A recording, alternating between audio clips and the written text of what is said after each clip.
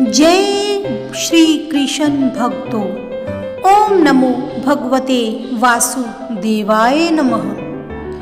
जैसा कि कार्तिक मास में आप कार्तिक महात्म्य का जो श्रवण पान करते हैं उसे विनीता भक्ति चैनल के द्वारा आप तक बखूबी पहुंचाया जा रहा है। तो अगर आप हर रोज कथाओं का या कार्तिक महात्म्य का इसी प्रकार से आनंद पाना चाहते हैं तो सबसे पहले विनीता भक्ति चैनल को सब्सक्राइब करना न भूलें। आज कार्तिक महात्म्य में हम यह जानेंगे कि जलंधर आखिर कौन था और उसका विनाश किसके द्वारा किया गया। ऋषियों और मुनियों ने सूत जी से कहा कि हे सूत जी, आप ये बताइए कि कार्तिक मास और तुलसी जी के महात्म्य क्या है। तब श्री सूत जी बोले, हे ऋषियों, आपने जो प्रश्न मुझसे किया है वही प्रश्न राजा पृथु ने नारद मुनि से किया था और जो उत्तर नारद जी ने दिया था वही मैं आज आपको भी बताता हूँ। सो एकाग्रचित होकर सुनिए। राजा पृथु ने श्री नारद जी से कहा कि हे देव ऋषि, श्री भगवान को तुलसी जी इतनी प्रिय क्यों है, आप कृपा करके इसका महात्म सुना दीजिए। राजा पृथु की बात सुनकर देव ने ऋषि नारद बोले कि एक समय देवराज इंद्र बहुत से देवताओं तथा अप्सराओं सहित देवों के देव श्री महादेव जी के चरणों में दर्शन करने के लिए कैलाश पर्वत पर जाते हैं। जब वे सब कैलाश पर्वत पर पहुंचे तो वहां पर उन्होंने एक भारी आकार का भयंकर नेत्रों वाला एक पुरुष देखा। तब इंद्र ने उनसे पूछा कि तुम कौन हो और शिवजी कहाँ हैं। इंद्र के कई बार पूछने पर भी उन्होंने कोई उत्तर नहीं दिया तो इंद्र को बहुत क्रोध आया और क्रोध करके इंद्र ने अपना वज्र उनके कंठ पर दे मारा, जिससे उनका कंठ नीला पड़ गया। परंतु साथ ही इंद्र का जो वज्र था वह अस्त्र भी उसका भस्म हो गया। तत्पश्चात उसकी आंखों से एक प्रचंड ज्वाला प्रकट हुई। उस समय ऐसा प्रतीत हो रहा था मानो इंद्र सहित सारे संसार को जलाकर भस्मीभूत कर देगी उनकी आंखें। ऐसी स्थिति देखकर श्री बृहस्पति तथा इंद्र आदि सब देवता नतमस्तक होकर भगवान शिव जी की स्तुति करते हुए कहने लगे कि हे देवों के देव श्री महादेव, हे त्रिपुरासुर, हे अघासुर और सभी का विनाश करने वाले, यज्ञ का फल देने वाले त्रिपुरारी, आपको बार बार नमस्कार है। हे सुर नर मुनियों की रक्षा करने वाले, आपको नतमस्तक प्रणाम है। श्री नारद जी ने कहा, हे राजा पृथु, इस प्रकार देवताओं की स्तुति सुनकर श्री महादेव जी ने समस्त ब्रह्मांड को भस्म कर देने वाली अग्नि को शांत कर दिया और बोले कि हे देवताओं, मैं तुम्हारी स्तुति सुनकर बहुत प्रसन्न हूँ, सो तुम वर मांगो। तब समस्त देवताओं सहित बृहस्पति जी ने क्षमा मांगी और कहा कि हे देव, जो सूर्यराज इंद्र से अपराध हुआ है उसके लिए आप क्षमा प्रदान कीजिए। श्री बृहस्पति जी की स्तुति सुनकर पुनः देवाधिदेव महादेव जी ने कहा, मैंने इंद्र का अपराध क्षमा किया और जीवन दान दिया। बृहस्पति जी, आज से तुम्हारा नाम भी अमर होगा। तब श्री बृहस्पति जी बोले कि हे भगवान, यदि आप हम सब पर प्रसन्न हैं तो सूर्यराज इंद्र की रक्षा करें और सारे ब्रह्मांड को भस्म करने वाली जो अग्नि आपसे उत्पन्न हुई है उसे शीघ्र ही शांत कीजिए। तब भगवान शंकर ने कहा कि नेत्रों से निकली हुई ज्वाला रूपी तेज अब वापस कैसे हो सकता है, यह वापस नहीं हो सकता, लेकिन इसे हम कहीं दूर फेंक देते हैं। ऐसा कहकर भगवान भूतेश्वर महादेव ने उस अग्नि को समुद्र में फेंक दिया। वह अग्नि गंगा के संगम श्री गंगा सागर में जाकर गिरी और बालक के रूप में रोने लगी। उस बालक के रोने की आवाज से पूरी पृथ्वी कंपायमान हो गई और सप्तद्वीप सभी बहरे हो गए। ऐसा आश्चर्य देखकर और समुद्र की गोद में रोते हुए बालक को देखकर ब्रह्मा जी आश्चर्य से पूछने लगे, यह बालक है किसका? समुद्र ने बड़े आदर से उस बालक को उठाकर उस ब्रह्मा जी की गोद में दे दिया और कहा कि यह मेरा पुत्र है जो गंगा से उत्पन्न हुआ है। अब आप इसका जात कर्म कराइए, इसका नामकरण कराइए। फिर उस बालक ने श्री ब्रह्मा जी की दाढ़ी पकड़कर बड़े जोर से मरोड़ी, जिसके मरोड़ने से ब्रह्मा जी के नेत्रों में आंसू आ गए। तब किसी प्रकार ज्यों त्यों करके अपनी दाढ़ी छुड़ाई और कहने लगे कि इसने हमारी आंखों से जल निकाला है, इसलिए इसका नाम जलंधर रखेंगे। यह शिवजी के अतिरिक्त संसार में किसी के हाथों भी नहीं मारा जाएगा। इसका कारण यह है कि यह शिवजी के अंश से उत्पन्न हुआ है, क्योंकि शिवजी के जो अग्नि थी वह कहाँ पर फेंकी थी? समुद्र में, और इसी कारण यह समुद्र से उत्पन्न हुआ है, इसलिए शिवजी ही इसका अंत करेंगे। यह सुनते ही वह बालक युवा हो गया। तब ब्रह्मा जी ने शुक्राचार्य जी को बुलाकर उसका राज्य अभिषेक करवाया और ब्रह्मा जी वहां से अंतर्ध्यान हो गए। तब सिंधुराज समुद्र ने कालनेमी की पुत्री वृंदा के साथ जलंधर का विवाह करा दिया। वृंदा अत्यंत सुंदरी थी और सारे ब्रह्मांड में प्रथम सती और पतिव्रता नारी थी। परम सुंदर पत्नी पाकर जलंधर बहुत प्रसन्न था, अतः वह आनंद से दिन व्यतीत करने लगा। जब जलंधर घर में आता तो वृंदा स्वयं अपने हाथों से उसे पंखा करती, पाद्य अर्घ्य तथा आचमन अर्पण करती। इस प्रकार वह अपने पति को नारायण समझकर उसकी सेवा किया करती थी। नारद जी बोले, हे राजा पृथु, अब मैं पतिव्रता स्त्रियों के कुछ लक्षण सुनाता हूँ। पतिव्रता स्त्री अपने पति के दुख में दुखी और पति के सुख में सुखी रहती है। पति के परदेश जाने पर विरह वेदना का अथाह दुख सहन करती है और पति के मर जाने के बाद पतिव्रता स्त्रियां पति के साथ ही सती हो जाती हैं। अपने पति के पाप पुण्य में आधे की भागीदारी होती है, इसलिए तो स्त्री को अर्धांगिनी कहा जाता है।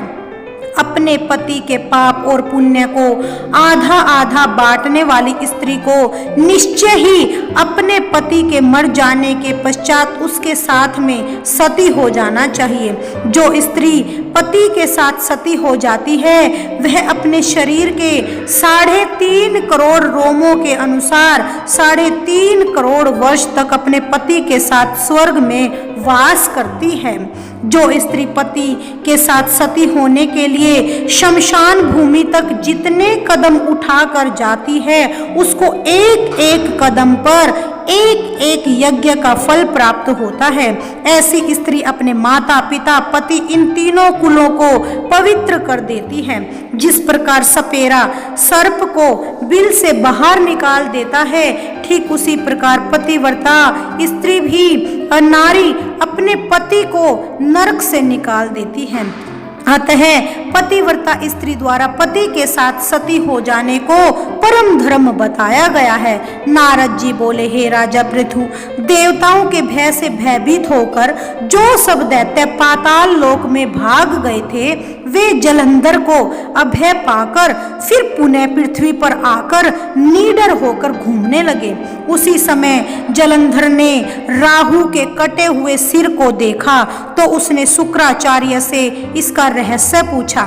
तब शुक्राचार्य जी ने समुद्र मंथन के समय देवताओं द्वारा रत्नों के चुराए जाने का पूरा वृतांत कह सुनाया।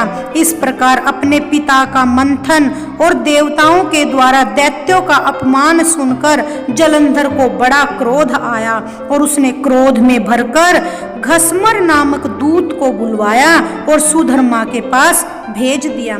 उसने देवराज इंद्र की सभा में जाकर अभिमान वश न तो मस्तक झुकाया न नमस्कार किया, साथ ही गरज कर कहा, कि दैत्यराज जलंधर ने जो कुछ कहला भेजा है सो वह कान खोलकर सुन लो।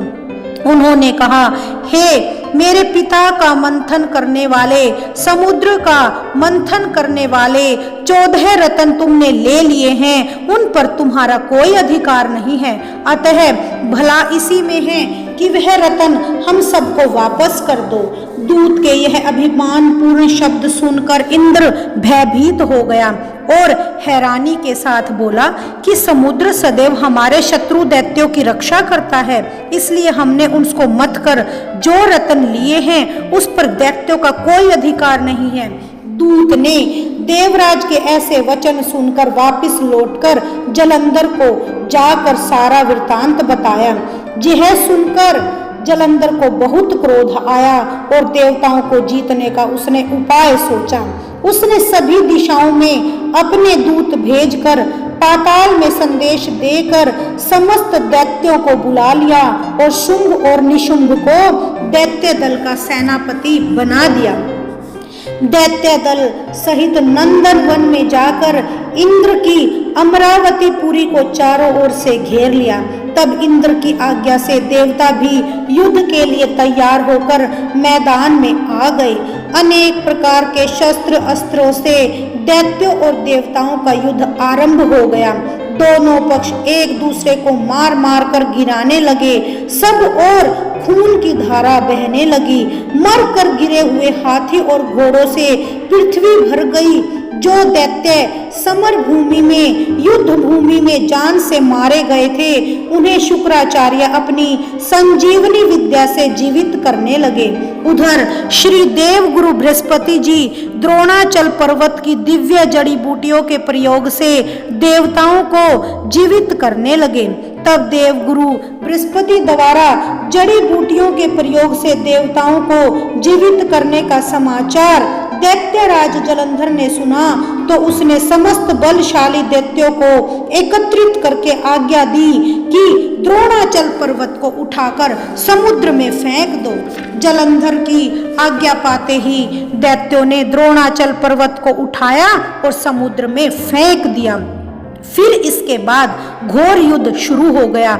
जब युद्ध में अनेक देवता मारे गए, गुरु बृहस्पति जी संजीवनी बूटी लेने द्रोणाचल पर्वत पर गए तो वहां पर्वत को न पाकर देवताओं का संहार होते देखकर घबरा गए और व्याकुल होकर देवताओं से कहने लगे कि यहाँ से बहुत जल्दी ही भाग जाओ, क्योंकि ये दैत्य जलंधर के अंश से उत्पन्न हुए हैं और तुम्हारे मारने से ये दैत्य नहीं मरेंगे। श्री गुरु बृहस्पति जी की यह बातें सुनकर सब देवता घबरा गए और भयभीत होकर भागने लगे। जब समस्त देवता दशों दिशाओं में भाग कर छिपने लगे तब दैत्यराज जलंधर ने जीत के नगाड़े बजवाते हुए अमरावती नगरी में प्रवेश किया। सब देवता डर के मारे सुमेरु पर्वत की कंदराओं गुफाओं में जा छिपे। देवताओं के भाग जाने पर इंद्र की राजधानी अमरावतीपुरी शुंभ और निशुंभ के अधिकार में सौंपकर जलंधर लापता देवताओं का पीछा करने के लिए सुमेरु पर्वत की तरफ चल पड़े। इंद्र आदि सब देवता दैत्यराज जलंधर को अपनी ओर आते हुए देखकर भगवान विष्णु की स्तुति करने लगे और नतमस्तक विनीत भाव से बोले कि हे मच्छ कच्छ आदि अनेक रूप धारण करने वाले, भक्तों का दुख मिटाने वाले, हे सारी सृष्टि का पालन तथा संहार करने वाले, शंख चक्र गदा और पद्म को धारण करने वाले प्रभु, आपको बार बार नमस्कार है। हे लक्ष्मी रमणा, दैत्यों का नाश करने वाले, हे पीतांबरधारी, शरणागत के रक्षक, आपको नतमस्तक नमस्कार है। जलंधर नामक दैत्य से पीड़ित समस्त संतापों को हरने वाले तथा चंद्र सूर्य दो नेत्रों वाले, आपको नमस्कार है। नारद जी बोले कि हे राजा पृथु, जो कोई भगवान की इस संकट नाशक स्तुति को पढ़ता है उसके समस्त संकट नाश प्राप्त हो जाते हैं। सो हे राजा पृथु, भगवान विष्णु देवताओं की स्तुति सुनकर दौड़े और उनके महान दुखों को देखकर शीघ्रता से उठकर गरुड़ पर सवार होकर जाने लगे। तो श्री महालक्ष्मी जी ने पूछा, हे प्रभु, आप कहाँ जा रहे हैं? तब भगवान विष्णु ने उत्तर दिया कि तुम्हारे भाई जलंधर के भय से भयभीत तथा पीड़ित देवताओं की सहायता करने को जा रहा हूँ। प्रभु की यह बात सुनकर लक्ष्मी जी बोली, भगवान, मैं आपकी परम प्रिया हूँ, फिर आप मेरे भाई को कैसे मारेंगे? तब भगवान ने कहा, शंकर के अंश से उत्पन्न और ब्रह्मा जी के वचन के कारण हम जलंधर को कदापि नहीं मारेंगे। लक्ष्मी जी को यूं समझाकर शंख चक्र और खड्ग लेकर जलंधर ने युद्ध करने के लिए चल पड़ते हैं। जिस समय भगवान युद्ध करने को युद्ध भूमि में पहुंचे तो बहुत से दैत्य गरुड़ के पंखों के वेग से ही मारे गए। पवन से पीड़ित दैत्यों को देखकर जलंधर को अत्यंत क्रोध आया। तब वह भी भगवान विष्णु के सम्मुख युद्ध करने को आया। उस समय जलंधर और भगवान विष्णु में घोर युद्ध चल रहा था। उस समय बाणों से आकाश ढक गया। भगवान विष्णु ने जलंधर के रथ का ध्वज, छत्र और बाण काट डाले, रथ के घोड़ों को मार डाला। यह देख जलंधर ने गरुड़ के मस्तक पर गदा मारी, जिससे वह मूर्छित हो गया। तब भगवान विष्णु ने अपनी तलवार से जलंधर की गदा को काट दिया। तत्पश्चात जलंधर और भगवान में मल्ल युद्ध शुरू हो गया। जलंधर ने भगवान विष्णु की छाती में बहुत जोर से मुक्का मारा। जलंधर और भगवान विष्णु के घोर युद्ध को देखकर सारा ब्रह्मांड भयभीत होकर कांपने लगा। तब भगवान विष्णु ने कहा, हे दैत्यराज, तुम्हारा और हमारा युद्ध ठीक नहीं है, क्योंकि तुम लक्ष्मी जी के भाई हो। तब जलंधर ने कहा कि यदि आप प्रसन्न हैं तो मैं आपसे यह वरदान मांगता हूँ कि आप लक्ष्मी और गरुड़ सहित मेरे घर में निवास करें। यह सुनकर भगवान विष्णु लक्ष्मी और गरुड़ के सहित उसके यहाँ रहने का वचन देकर चले गए। तब जलंधर समस्त देवताओं के स्थान पर दैत्यों की नियुक्तियां करके जलंधर नगर में निवास करने लगा और देवताओं, गंधर्वों व किन्नर आदि पर जितने भी रत्न थे वे सब छीन कर उसने अपने अधिकार में कर लिए। निशुंभ को शासन करने के लिए पाताल लोक में भेज दिया। वहां पहुंचकर निशुंभ ने शेष आदि नागों को भी अपने वश में कर लिया। इस प्रकार जलंधर देवताओं, यक्ष, किन्नर, गंधर्व और मनुष्य सबको अपनी प्रजा बनाकर पुत्र के समान धर्म की नीति से उनका पालन करते हुए त्रिलोकी को शासन करने लगा। भगवान नारद मुनि ने कहा कि हे राजा पृथु, एक समय भगवान का दर्शन करने तथा जलंधर की राज्य लक्ष्मी को देखने के लिए मैं भी वहां पर गया था और समस्त देवतागण भी भगवान विष्णु और लक्ष्मी को दर्शन प्राप्त करने के लिए उनके स्थान पर गए थे। ओम नमो भगवते वासुदेवाय। भक्तों, आपको अगर मेरा यह 7वां अध्याय कार्तिक महात्म्य का सुनकर आनंद की प्राप्ति हो तो मेरे चैनल को लाइक, सब्सक्राइब और शेयर करना न भूलें। धन्यवाद। ओम नमो भगवते वासुदेवाय नमः। ओम श्री नारायणाय नमः।